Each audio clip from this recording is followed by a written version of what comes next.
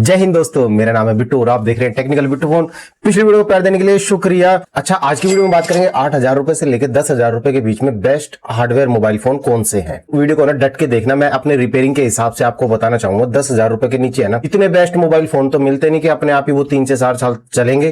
तो उनको चलाने के लिए कुछ कंडीशन अप्लाई करनी पड़ेंगी, ठीक है। फिर वो फोन आपके पास 3 से 4 साल आराम से चल जाएंगे। बहुत सारी गलतियां करते हैं बंदे ये वाला फोन खरीदने के बाद 10,000 रुपए से नीचे तक का।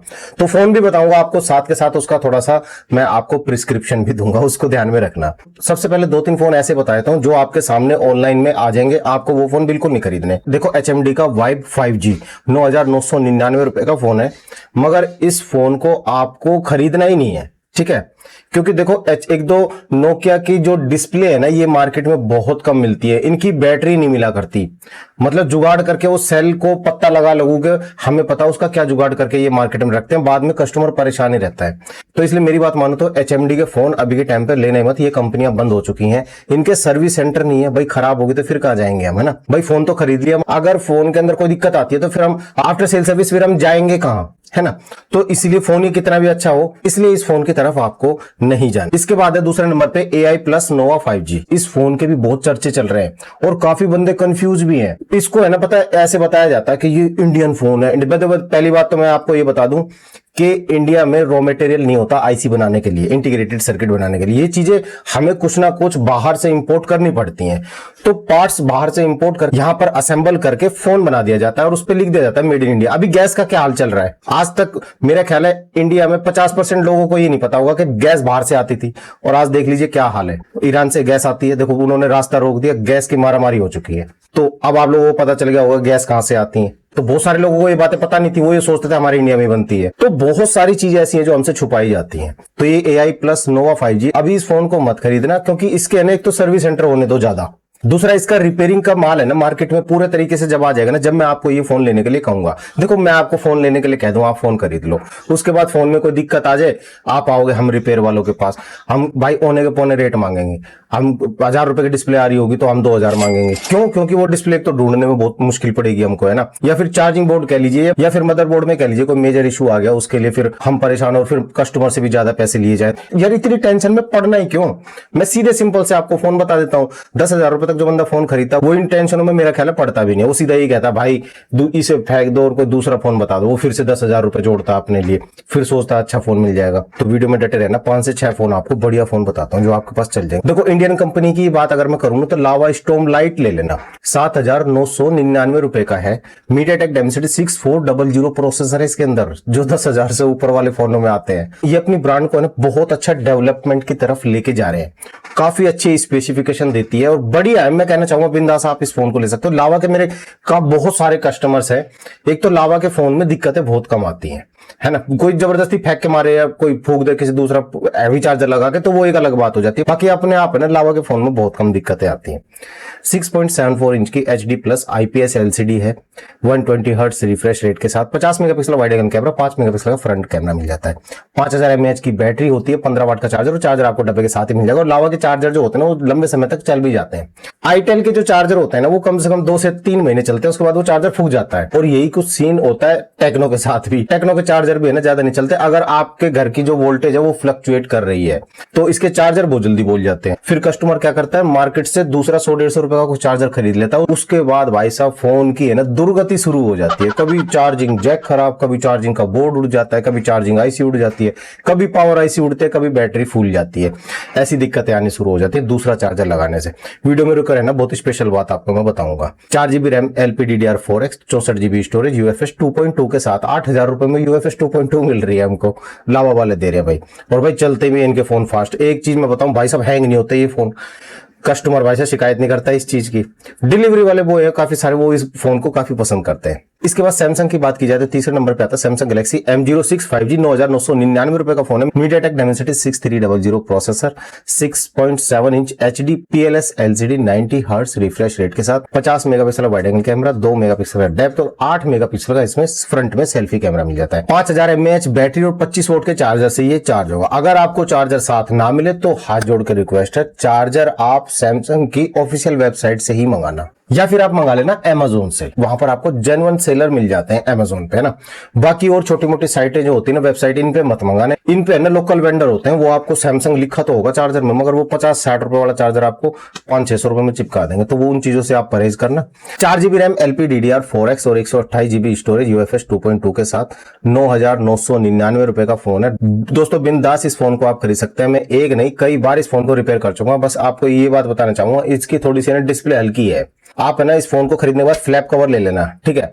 फ्लैप कवर लोगे तो फिर किसी भी डायरेक्शन में गिरेगा तो ये फोन टूटेगा नहीं। बाकी फोन सही सलामत चल जाता, कोई दिक्कत नहीं है, लंबे समय तक 4 से 5 साल आराम से चल जाए, क्योंकि इस फोन में अपडेट बहुत ज्यादा दे रखी है, और अपडेट जैसी दे रखी है ना वो काम भी करती है। इसी के जैसा एक और फोन आप ले सकते हैं, सैमसंग गैलेक्सी F06 5G, 9,499 रुपए है। स्पेसिफिकेशन सेम है सैमसंग M06 वाली। इसके बाद इंटरनेट पे आप 10,000 से नीचे के फोन ढूंढ रहे हैं ना, तो उनमें एक फोन आपके सामने जरूर आएगा, रेडमी का 14C, और आपको उसकी रेटिंग दिखाई जाएगी भाई 4 पॉइंट से ऊपर ही, कि ये फोन बहुत ज्यादा बिक गए, इन फोन ने तहलका मचा रखा, फोन जबरदस्त है। ये कोई इनके खुद के रिव्यू होते हैं भाई। मैं बताऊं कस्टमर के कैसे रिव्यू होते हैं, गाली बेकार होता है। कस्टमर कहता है इस फोन को ना भाई तोड़ फोड़ के मेरी तसल्ली करो कि मैं दूसरा फोन लेने जाऊं।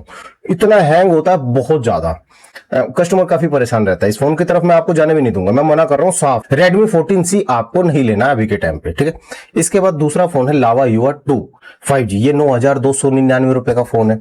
फोन की स्पेसिफिकेशन देखो कितनी बढ़िया है, यूनिसॉक T760 प्रोसेसर है, 6.67 inch HD plus IPS LCD 90 hertz refresh rate के साथ, 50 megapixel wide angle camera, 2 megapixel का मैक्रो और 8 मेगापिक्सल का इसमें front camera, 5000 mAh battery, 18 volt का चार्जर आपको डब्बे के साथ ही मिलता है। 4GB रैम LPDDR4X और 128GB UFS 2.2 के साथ 9,299 रुपए का फोन है। इस फोन की तरफ जा सकते हैं, बिंदास ले लीजिए, कोई दिक्कत नहीं है।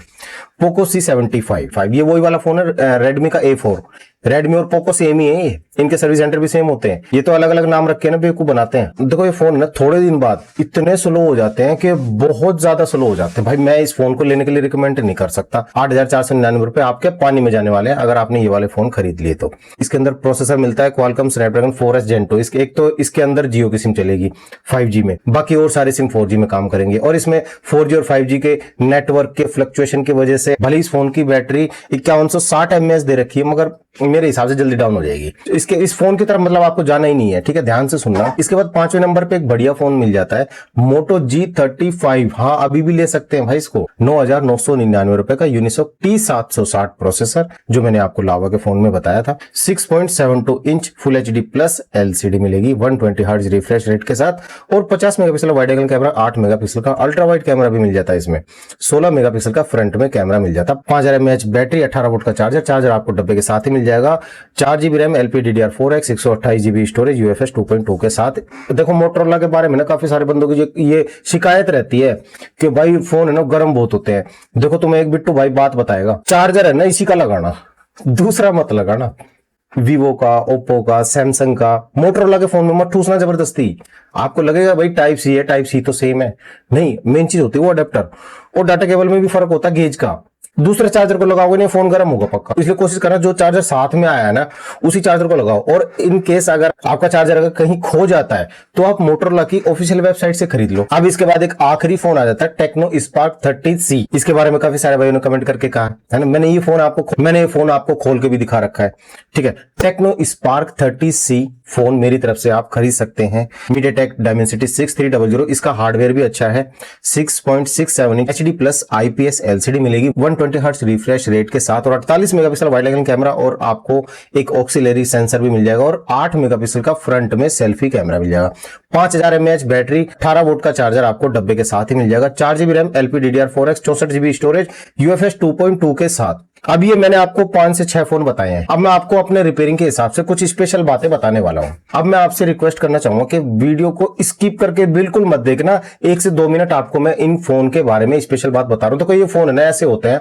इन फोन के कैमरे ठीक ठाक है जो मैंने आपको बताए हैं। एक नॉर्मल बंदे को कैमरा किस हिसाब का चाहिए होता है, बस इतना चाहिए होता है कि वो किसी दुकान पे जाए और पेटीएम वगैरह के QR कोड वगैरह को स्कैन कर ले आराम से। इतना ही तो चाहिए कि 10,000 रुपए वाले को कोई वो तो बनना नहीं है कि भाई उसको कोई शादी ब्याह में जाके फोटोग्राफी करनी है, उसको फोटोज निकालनी है। इतनी जरूरत नहीं होती 10,000 रुपए तक का फोन लेने वाले के लिए। उसके लिए बस इतने काफी है कि किसी की फोटो खींचे तो वो साफ आ जाए, QR कोड, बार कोड वगैरह ये स्कैन करने में कोई दिक्कत ना है। बस वो सारी चीजें आपको इन फोन में आराम से हो जाएगी। वही चीज हमारी रोजमर्रा की जिंदगी में यूज में आती है। बाकी तो देखो ये महंगे महंगे फोन है ना, बकवास करके बिकवाए जाते हैं कि एज डिटेक्शन बहुत अच्छा है इसमें। इससे क्या होता है, रिश्ते अच्छे मिल जाएंगे इससे। तो ये तो खाम खाई की बातें होती हैं बहुत सारी। वो जिनके पास पैसा होता है ना वो उन चीजों को देखते हैं। तो 10,000 रुपए तक की मेरी जो ऑडियंस है ना, बस वो टेंशन मत लेना। तो चलो उसकी बात तो किसी और वीडियो में कर लेंगे हम महंगे फोनों की। बाकी ये जो सस्ते फोन है ना 10,000 रुपए तक के, इनमें बढ़िया कैमरे मिल जाते हैं, कोई टेंशन लेने की आपको जरूरत नहीं है। कोई आपको डराए तो डरना मत। और इस टेक्नो स्पार्क 30C 5G में है ना, मैंने आपको स्टोरेज बताई 64 GB। आज के टाइम पे स्टोरेज 64 GB तो देखो बहुत कम आप कोशिश करना लेने की, 128 GB लेने की सोचना। बताओ स्पेशल बात क्या है ये आपको कोई क्रिएटर नहीं बताएगा। जो आप फेसबुक, इंस्टाग्राम और यूट्यूब शॉर्ट रील्स देखते हैं ना, जब आप इनको स्वाइप करते हैं ना ऊपर की तरफ है ना, जब इनको स्वाइप करते रहते तो कैश मेमोरी फोन के अंदर जमा होती रहती है। फिर वो हाल हो जाता है कि हमारे फोन में तो हमने फोटो वीडियो रख भी नहीं रखी, फिर भी ये फोन फुल स्टोरेज बता रहा है ना। ऐसी प्रॉब्लम आती है ना, वो इसी की वजह से आती है। कोशिश करना आप 10,000 रुपए तक का फोन खरीद रहे हैं और आप चाहते हैं कि 4 से 5 साल वो फोन आपके पास चल जाए, तो फिर आप ये रील वगैरह के चक्कर में मत पड़ना। कोई फायदा नहीं है, टाइम खराब कर रहे हो यार अपना भी और फोन भी खराब कर रहे हो। ठीक है, इनसे दिक्कतें आ जाती हैं फोन के अंदर। ये जो रील वगैरह आप स्वाइप करते रहते हो सारा दिन, इनकी कैश मेमोरी फोन के अंदर जमा होती रहती है। इनसे आपके ये नॉर्मल फोन की रैम भी ज्यादा कंज्यूम होती है और आपके फोन की स्टोरेज भी परेशान होती है। आपको एक एग्जांपल देता हूं, करके देख लेना। अपने फोन में से सिम निकाल दो, अपने फोन में से वाईफाई बंद कर दो। अब तो इंटरनेट का कोई कनेक्शन नहीं है, उसके बाद आप फेसबुक खोलना खुल जाएगा और फेसबुक में है ना 1 सेकंड तक की वीडियो आपको चलती नजर आएगी। क्यों? क्योंकि फेसबुक की जो रील है ना वो एक हद तक आपके फोन के अंदर कुंडली मार के बैठा हुआ है। 1-1 सेकंड की रील वो सब में दिखा देगा आपको। होता है ना ऐसा। तो इसका मतलब ये कि हमारे फोन की स्टोरेज का भी यूज करता है। तो आपको अगर ये 3 से 4 साल फोन चलाने हैं ना, तो फिर ये गलतियां मत करना। और जितने फोन मैंने बताए हैं इन्हीं का चार्जर इन फोन में यूज करना। कभी आपको मोबाइल रिपेयरिंग वाले के पास जाने की जरूरत नहीं पड़ेगी, क्योंकि टेक्निकल बिट्टू फोन के हिसाब से वो वाले फोन ज्यादा अच्छे होते हैं जो हमारे पास रिपेयर होने के लिए बहुत कम आते हैं। और जो ज्यादा रिपेयर होने आते हैं ना वो वाले फोन खराब होते हैं। मैं मिलता हूं आपसे अगली वीडियो में, तब तक ख्याल रखिए अपना और अपने प्यारे से मोबाइल फोन का। जय हिंद, जय भारत।